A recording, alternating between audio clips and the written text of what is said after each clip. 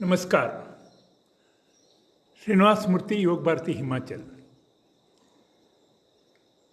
बहुत मित्रगण मुझे पूछ रहे थे जो गैस्ट्रिक ट्रबल है उसके बारे में कुछ लगाए।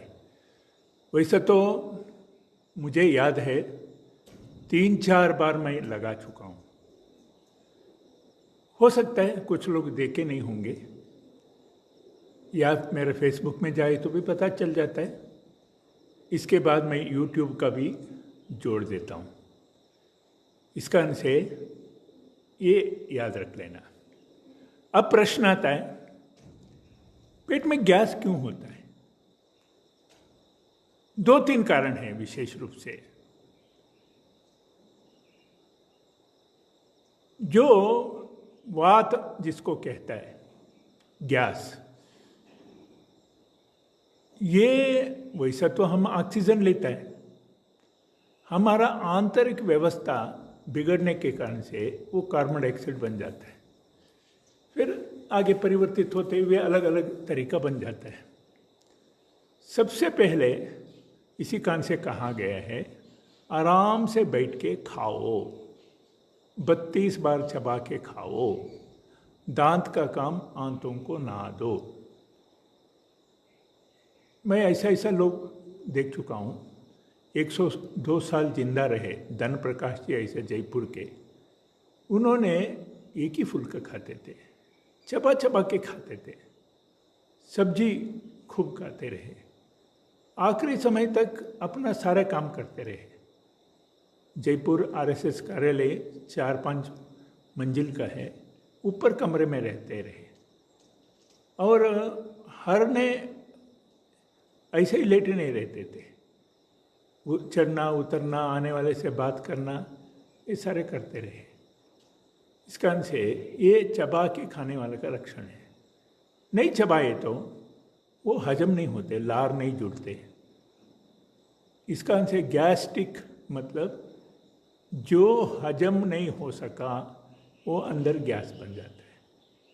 खाने के समय हड़ाबड़ी से खाया, इस कारण से गैस, ऑक्सीजन अंदर जाता है, पेट फूल जाता है, कुछ लोगों को डकार आके बाहर आ जाता है। वो बहुत अच्छा लक्षण है। जो डकार भी नहीं आते वो गैस आगे चल के आंतों में फंसते रहता है, बीच में कोई आउटलेट नहीं है। इस कारण से उस समय तक तंग करता रहता है जब तक वो हिलते नहीं। इसी दृष्टि से जो गैस्ट्रिक ट्रबल है उसको निवारण करना, तो क्या करना, इस कारण से 5-6 चीज़ मेरा ध्यान में है, मैं वो बता देता हूँ। हींग है, अदरक, लहसुन, मेथी, अजवाइन, पुदीना, 6 है। इसका कैसा उपयोग करना? कच्चा उपयोग करना। पकाने से स्वाद तो लग सकता है, दवाई का गुण खत्म होता है। मेथी सिर्फ थोड़ा भिगो के रख के चबा के खाना। जीरा ज़्यादा प्रमाण में लेना, इससे मोटा मोटा गैस का समस्या हल हो जाता है। अगर थोड़ा भी गैस का समस्या आया पेट में, ये हल नहीं ढूंढे तो वो अधरंग जैसा खतरनाक बीमारी आ जाता है। एक बार बीमारी आ जाए तो आधा शरीर काम करना बंद कर देता है। वही लिवर को फेल्यूर करता है, वही, क्योंकि ये सारे आंतरिक अंग को ऑक्सीजन चाहिए, कार्बन डाइऑक्साइड नहीं चाहिए। कार्बन डाइऑक्साइड ये सारे व्यवस्था को बिगाड़ लेता है। इसी कारण से मैं वो कुछ ऐसा व्यायाम करना, वो जितना भी कार्बन डाइऑक्साइड है श्वास के माध्यम से बाहर आ जाए या हमारा पसीना के माध्यम से बाहर निकल जाए। क्योंकि हमारा जो शरीर के जितना भी छेद है, चर्म रंध्र जिसको कहता है, वो सारे भी पानी के माध्यम से कार्बन डाइऑक्साइड को बाहर निकालने का सामर्थ्य रखता है। हम पसीना आने का मौका नहीं दिया तो वो उतना कार्बन डाइऑक्साइड इकट्ठा हो जाता है। इस कारण से मैं कुछ खड़ा होकर व्यायाम, कुछ बैठ के व्यायाम आपको बताने वाला हूँ। जिनको बहुत दिन से गैस्ट्रिक ट्रबल है, मेरा सुझाव है लगभग 15-20 दिन लगातार करिए, जब तक पेट का गैस सुव्यवस्थित नहीं होते। सुव्यवस्थित यानी आन व्यान प्राण समान अपान, अलग अलग जगह से अलग अलग तरीका उसका चाहिए, वो अच्छा हो जाए। इस कारण से कुछ करने का समय व्यायाम ऐसा करना ताकि हमारा शरीर में शक्ति का संचार हो जाए। हो सकता है मुझे 2 वीडियो लगाना पड़ेगा, ये भी अनुसर करिए, दूसरा भी अनुसर करिए, ताकि ये कर लिया तो लगभग मुझे ऐसा अंदाजा है 40 मिनट का ये है, ये कर लिया तो बहुत अच्छा रहेगा।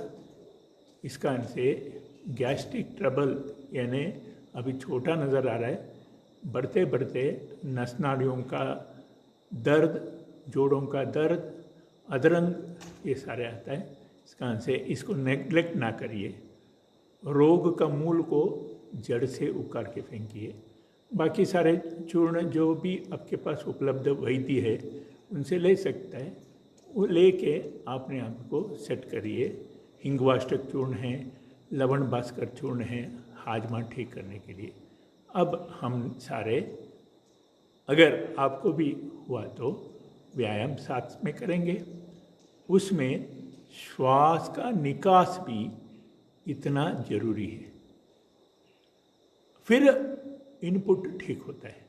पहले ही कार्बन डाइऑक्साइड भरा है फेफड़ा में, फिर ऑक्सीजन जाने का मौका नहीं रहते। इस कारण से पूरा निकालना, पूरा भरना, ये आदत कर लिया तो ठीक रहता है।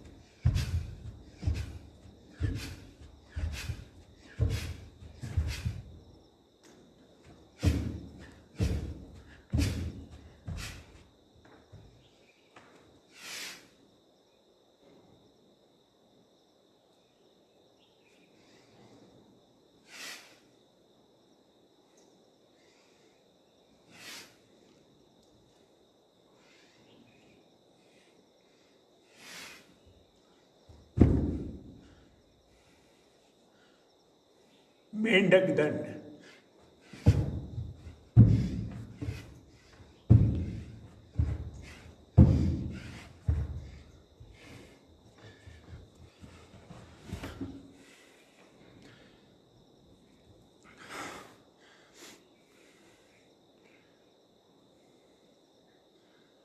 श्वास गति बढ़ जाता है,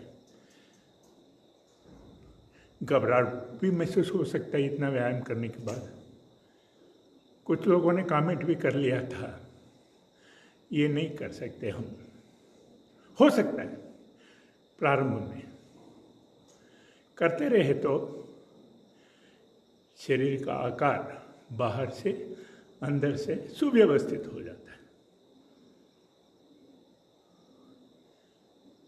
गैस्ट्रिक ट्रबल वाले कुछ चीज़ खाना बंद करना, काबुल चने, राजमा,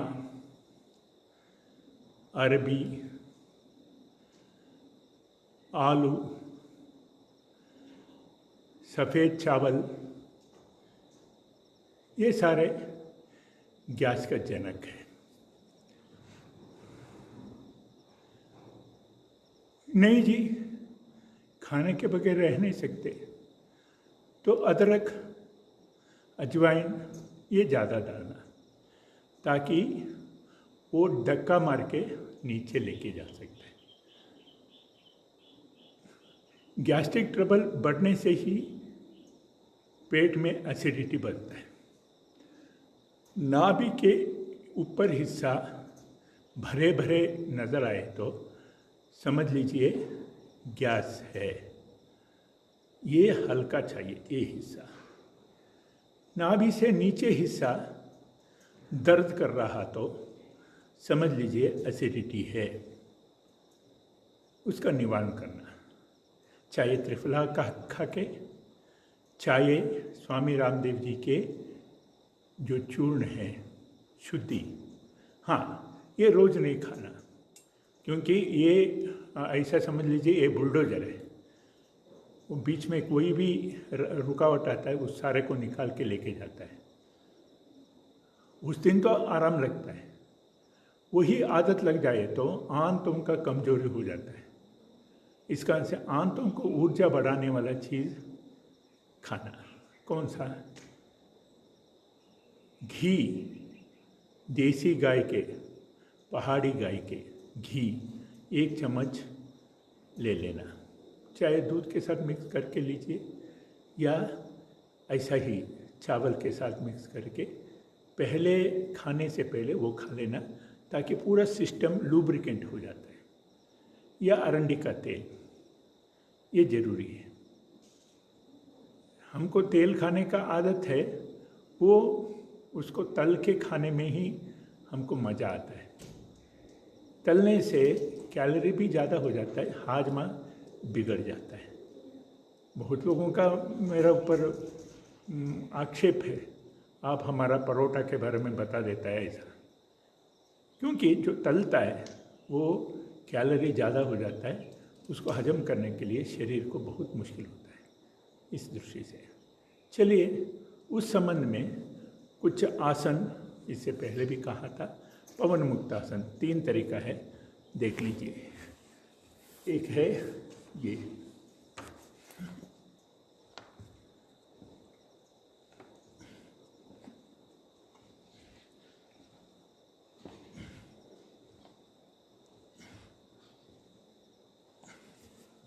दूसरा देख लीजिए,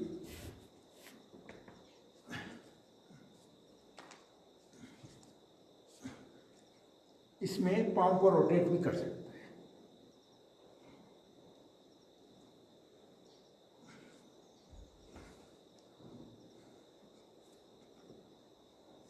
तीसरा देख लीजिए,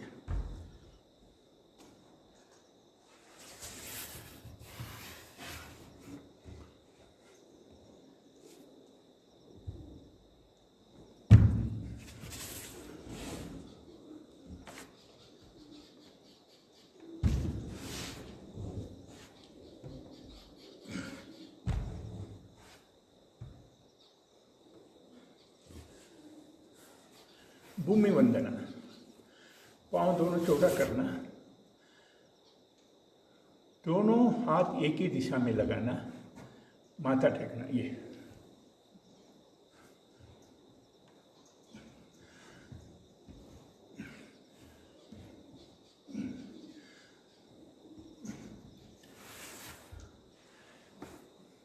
बद्ध कोणासन में बैठना।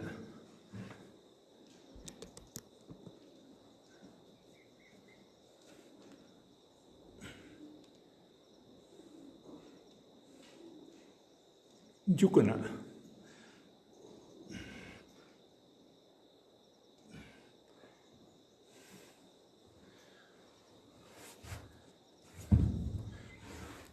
मंडूकासन करना।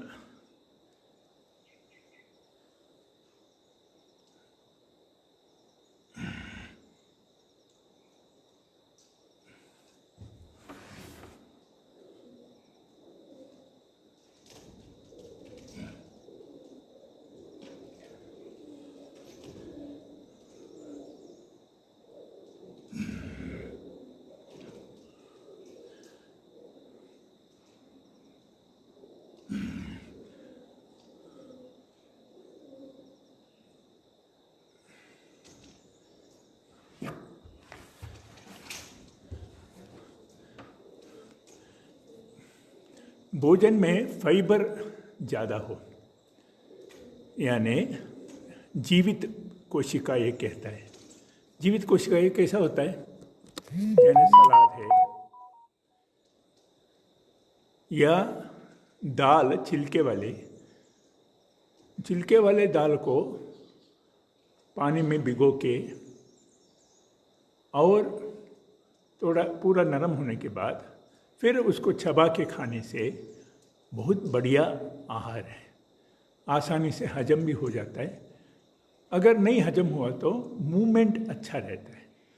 आंतों का मूवमेंट खत्म हो गया तो हम गए काम से। बड़ी आंत सफाई रखना, इसका से एनीमा है। छोटी आंत सफाई रखने के लिए कुंजल क्रिया है। ये सारे कम से कम ये तो कुंजल क्रिया हर हफ्ता करना ही है। करके देख लीजिए, एकदम पेट सेट हो जाता है। बिना भूख खाना नहीं। एकादशी करना बहुत अच्छा है। ये सारे पद्धति करके आपने आप को सेटअप करिए। आपने आप सेटअप करना ही योग है। इंजेक्शन टैबलेट के ऊपर विश्वास रखना रोग है। आसपास बहुत नज़र आता है, जो उम्र के बाद हॉस्पिटल जाता है सही सलामत नहीं आते या सही सलामत ज़िंदगी भर जी नहीं सकते। मैं तो संकल्प लिया, मरना है तो कहीं भारत माता के अलग गोद है वहाँ मरेंगे, हॉस्पिटल में नहीं मरना चाहिए। क्योंकि ये एक बार ऑपरेशन के चक्कर में आ गया तो वहाँ से निकलना बहुत मुश्किल है। इस कारण से योग करिए, आयुर्वेदिक दवाई लीजिए। ऐसा लोगों को देखा हूँ जिंदगी भर बहुत अच्छा रहे, आखिर में एलोपैथी दवाई के चक्कर में पड़ के किडनी खराब हो गया, लिवर खराब हो गया, एक जो खराब हुआ उसको निकालना शुरू कर दिया, फिर आखिर में जिंदा लाश जैसा जीवन बिता रहे। इस कारण से मेरा निवेदन है, योग प्राणायाम करिए। हाँ, एक आसन मुंडूकासन मैं बताया हूँ। और कोई प्रश्न रहे तो कृपया मुझे फ़ोन करें। कमेंट बॉक्स में मेरा मोबाइल नंबर सारे रहता है। योग भारती से जुड़िए, घर घर में योग भारती पहुँच जाए, यही हमारा उद्देश्य है। योग भारती है ना, और कोई नया व्यवस्था नहीं है। जो आपके पास रहने वाले सारे व्यवस्था को जोड़ने का एक तरीका है, यानी आक्यूप्रेशर, न्यूरोथेरेपी, जड़ी बूटियों का व्यवस्था, योग शिक्षक, अलग अलग तरह का योग शिक्षक जो उपलब्ध है, सारे को जोड़ने का तरीका है। जय श्री राम, वंदे मातरम, भारत माता की जय।